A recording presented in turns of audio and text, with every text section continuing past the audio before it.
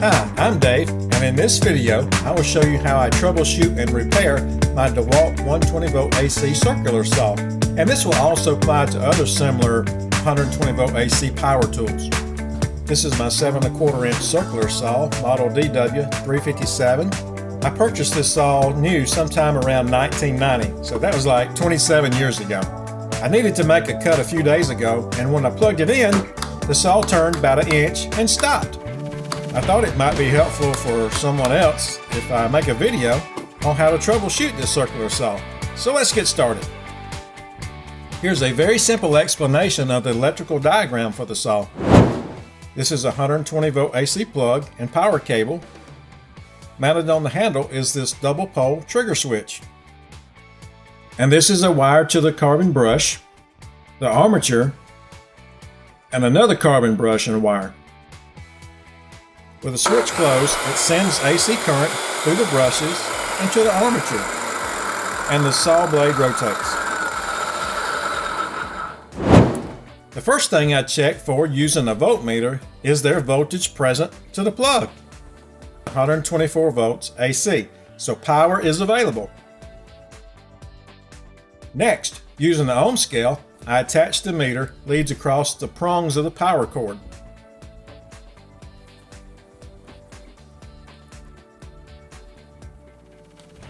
And when I press the trigger switch, the meter should read about 1.5 to 2 ohms. And nothing. The circuit is open. Here's a simple illustration. Connect the meter leads here to the plug, and the meter is checking for resistance of the circuit path through the power cord, switch, brushes, and the armature.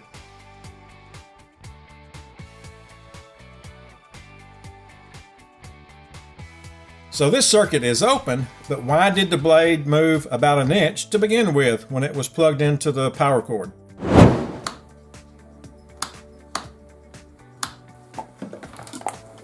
Next is to check along the power cord and inspect that no wires are cut.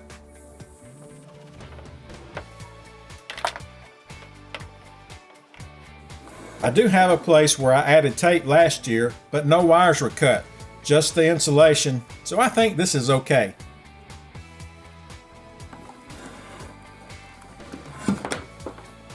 And the strain relief around the cord, here it looks good also. Now is a good time to check the 2 motor brushes before further disassembly. I use a large flat blade screwdriver to remove the brush cap. Oh, and make sure the saw is unplugged at this point. If you use a small tip screwdriver, you're likely to damage the plastic cap. Remove the cap, and here is the brush. It looks good. It's about 16 millimeters long and 6 millimeters thick. Reinstall the brush and the cap. This is not a brush problem, and you can check the other one the same way. Here I use a Torx T20 screwdriver to remove the handle cover for access to the wiring. I'll use the drill just to speed things up.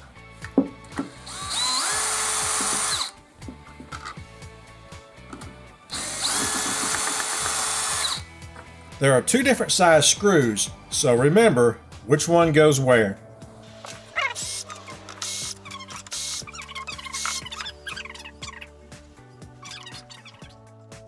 Remove the handle.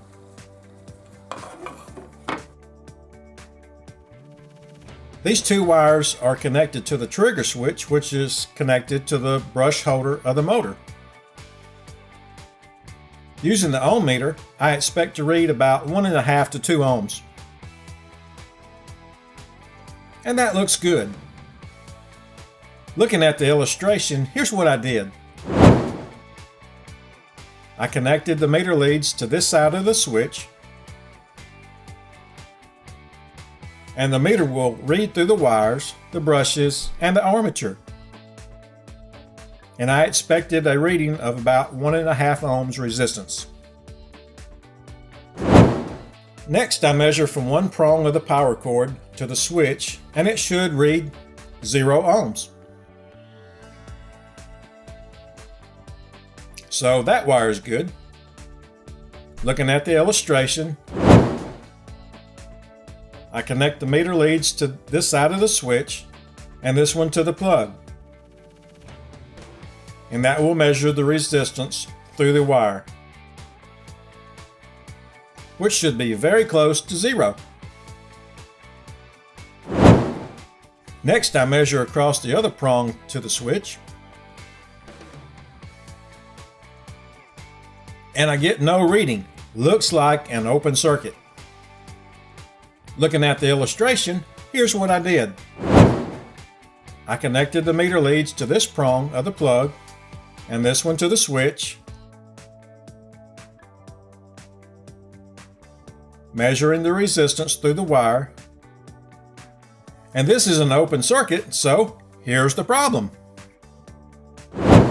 I suspect this prong on the plug is damaged and could cut the cord and recheck it, but let's just go a little further. Here I remove the trigger switch using a T20 Torx screwdriver and the strain relief for the power cable. This one is a T15 Torx. Attach the ohm meter at the power input of the switch. Press the trigger and the meter reads the circuit to the armature of the motor. So the switch is good, but the power cord is defective. Looking at the illustration, here's what I did.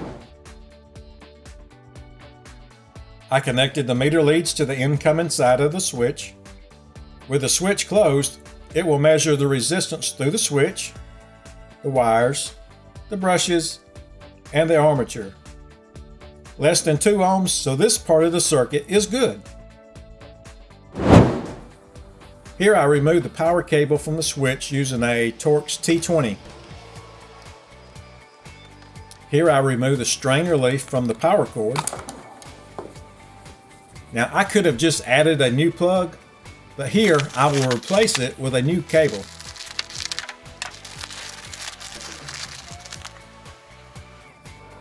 Now this new cable does not have any lugs that are needed to attach the screws to the switch.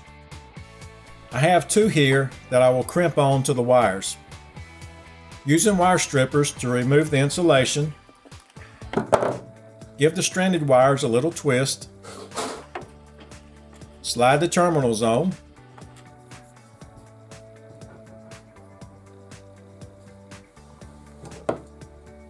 I use crimpers to make the crimp, and some pliers will work with this also.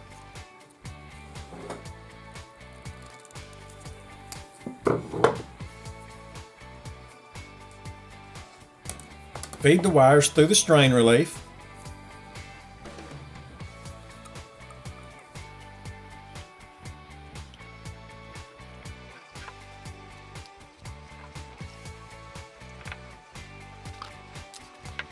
Attach the wires to the switch.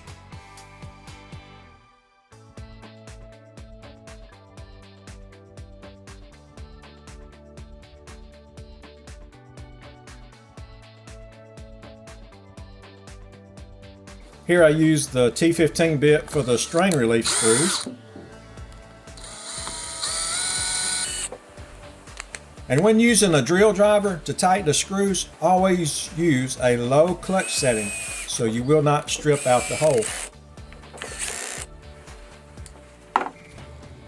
Before I reinstall the handle, I'm going to use the ohm meter to measure across the plug, just like in the beginning.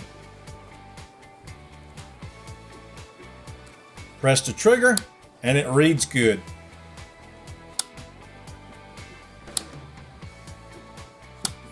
It's important to make sure the wires will not be pinched when replacing the handle cover, so take your time and route them properly.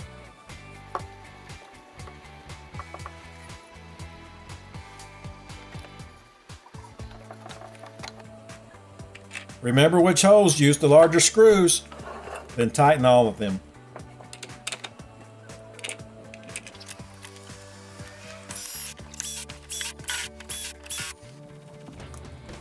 Plug up the saw, pull the trigger,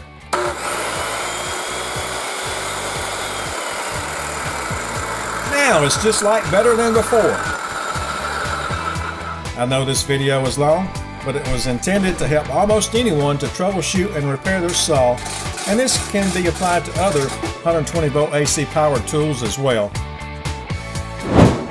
I hope this video was helpful. Please subscribe for more videos, and a thumbs up is always appreciated. I'm Dave. Have a great day.